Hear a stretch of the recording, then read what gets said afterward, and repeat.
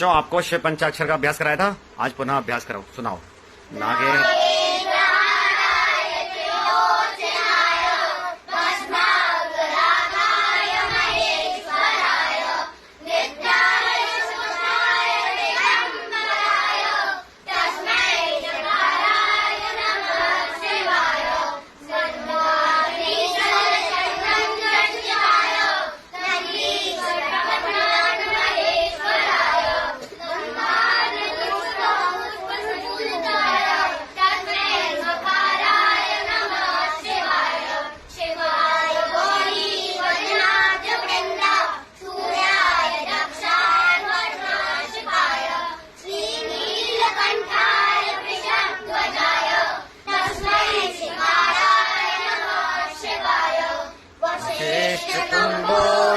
गौतमार्य